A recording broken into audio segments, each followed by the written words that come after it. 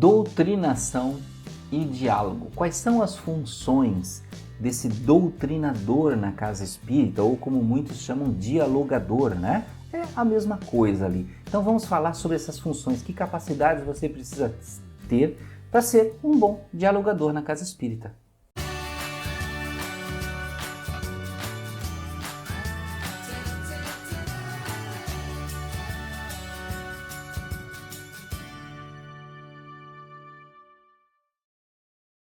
Olá amigos do canal Aprendendo sobre Mediunidade, sejam bem-vindos! Se você está chegando agora, meu nome é Anderson Gomes, né?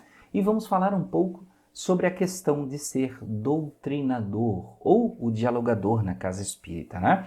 Antes de continuar esse vídeo, quero lembrar você que está assistindo e gosta aqui do canal, se você mora na Bahia ou mora em Salvador, no dia 10 e 11 de junho deste ano, 2023, vou estar no seminário de mediunidade da Federação Espírita da Bahia, sim, presencialmente aí em Salvador, durante um final de semana, né, que vai ser este dia 10 e 11 de junho. Então, se você quer visitar o seminário, quer participar, vamos ter dinâmicas, práticas lá sobre as nossas questões sensoriais, vai ter muita demonstração, muita conversa. O Jacobson Trovão vai estar lá também, para nós trocarmos ideia, e vai ser muito legal. Então visite o site da FEB, da Federação Espírita da Bahia, e procure lá onde se inscrever, tá? No seminário, certo? E eu vou deixar aqui embaixo também, ó, se você quiser se inscrever, vai estar embaixo do vídeo aí, na descrição, o link para você se inscrever, tá?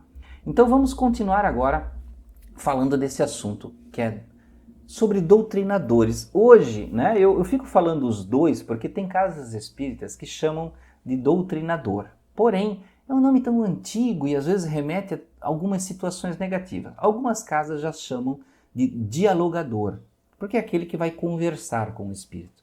Antigamente se chamava doutrinador porque era a pessoa que aplicava a doutrina. Mas veja, hoje em dia se tem já outras traduções. Por exemplo, por que nós temos que doutrinar um espírito?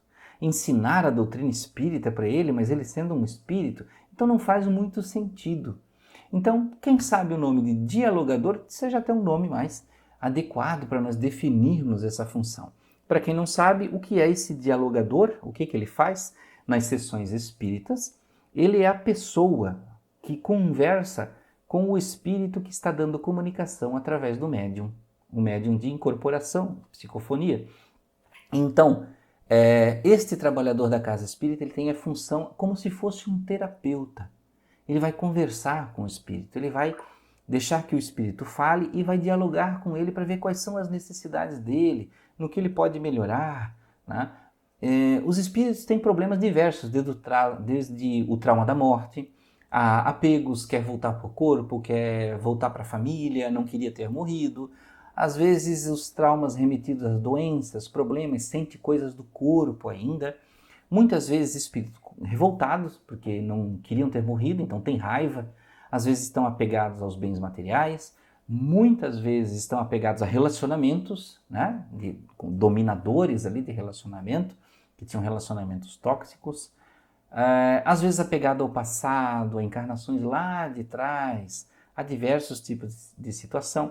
Espíritos perseguidos, sim, que se sentem culpados e perseguidos por outros espíritos, e espíritos que são perseguidores, que são vingadores, eles são obsessores, né? Então o dialogador ele tem a função de conversar com essa diversidade de espíritos.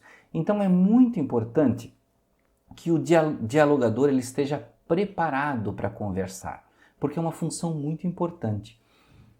Existem muitos casos que o dialogador ele não tem muita experiência. Então o que acontece quando ele está lá na função de dialogar? Na hora que o espírito incorpora e dá comunicação através do médium, e ele pode já conversar com esse espírito, ele usa muitos clichês porque ele está sem argumentos, ele está sem conhecimento para falar. Então ele fala muito calmo, meu irmão, pensa em Jesus, ore. E ele fica nesse vai e volta, ore, pense em Jesus e não sai dessa situação. Veja que se você está nessa fase, né, se você está iniciando e está nessa fase, você precisa buscar mais conhecimento, buscar formas de aprender isso. Existem livros, apostilas, existem cursos, existem livros. Um dos livros que eu sempre recomendo, anote aí, se eu lembrar, eu vou deixar na descrição aqui do vídeo, Diálogo com as Sombras, do Hermínio Miranda. Este livro é um livro especializado para doutrinadores, tá? Então é muito importante você ler. Se você é doutrinador, é dialogador e você não leu esse livro ainda, você está perdendo, tá? Você está perdendo. É importante você ler. E é claro, siga as instruções da Federação Espírita, busque lá recomendações, sempre tem lá material para download e tudo que você lê, seja do campo espírita, do campo da psicologia, vai trazer argumentos para você. Isso é muito importante. E seja multidisciplinar. Talvez tenha aquele dialogador que ele vai ficar muito em cima do livro dos espíritos. E aí ele vai usar, às vezes, de uma forma muito tecnicista os argumentos. Alguns vão ficar muito no campo religioso e vão usar muito evangelho, segundo o Espiritismo. Talvez uns leiam muito lá Joana de Ângeles, aquela coleção psicológica, né, que o Divaldo Franco psicografou com a Joana de Ângeles, que sim, é muito boa, e talvez alguns fiquem muito em cima da psicologia.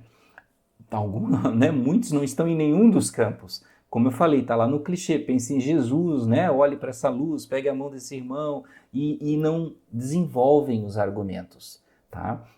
Então é importante que você seja multidisciplinar, que você, sim, leia diversos, e não só espíritas. Busque livros de outras culturas, de outras religiões, busque livros de psicologia, busque livros de filosofia. Sim, é muito importante para você se desenvolver mentalmente em diversos aspectos. E tenha, aqui na Cuca, né, leia todas as obras de Kardec. Por exemplo, você lê o Céu e o Inferno. É um livro muito bom para dialogadores. Tá? Então é importante você ter esse aspecto também. O dialogador, ele tem que ter empatia com o espírito, certo? Ele precisa ouvir, não adianta ele virar uma metralhadora ali, né? Com o espírito falando, não deixando o espírito falar. O espírito precisa se expressar, tá? Ele é igual uma pessoa na terapia, quando vai em alguma terapia. Ela vai lá para falar, ela quer colocar para fora. Então o espírito precisa dizer o que ele sente. E aí sim, com base no que ele sente, você pode ouvir e argumentar. Não é um contra-argumentar. Veja que isso não é uma competição, tá? Ser dialogador não é competir. Existem dialogadores que quando vem um espírito, por exemplo, vingativo e dá contra-argumentos em favor do mal que ele quer praticar, o dialogador parece que entra num modo competição. E isso não dá certo. Toda vez que você fica com raiva ou você quer vencer aquele espírito, você meio que iguala a energia com ele. E aí você não ganha, na verdade, você está retroalimentando ele. Então você precisa aí nesse momento ter a paciência, evocar o teu amor pelo próximo, toda a sua empatia e o que você aprendeu com o Evangelho para você equalizar a situação. Porque aí você vai vencer ele pelo amor, tá? Existem espíritos que são inteligentíssimos, então você vai ter que cuidar com os argumentos ali, porque ele vai sempre ter um jeito de te contradizer, de colocar em xeque.